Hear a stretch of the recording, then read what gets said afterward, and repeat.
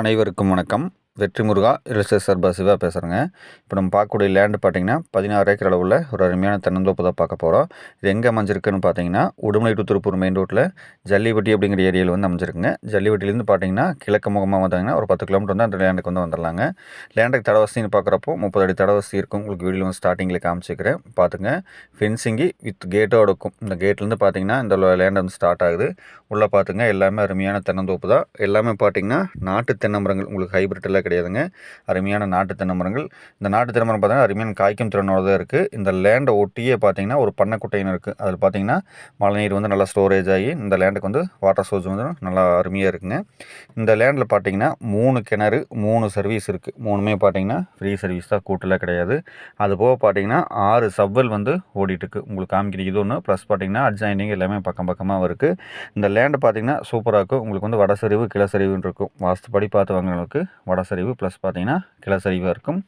Plus பார்த்தீங்கன்னா அது போக பண்ணை வீட்டோடு இருக்கும். இந்த வீடியோட எண்டில் வந்து காமிக்கிறேங்க. ஃபார்மஸ் இருக்குது, ஆள் வந்து தங்குற மாதிரி சூப்பரான பண்ணை வீட்டோட தான் இந்த லேண்டு வந்து அமைஞ்சிருக்கு. ஒரு 10 ஏக்கராக்கு மேலே பாட்டுங்களுக்கு தென்னந்தோப்பு தேவை அப்படின்னு பாட்டுங்களுக்கு இந்த பூமி வந்து செட் ஆகும்.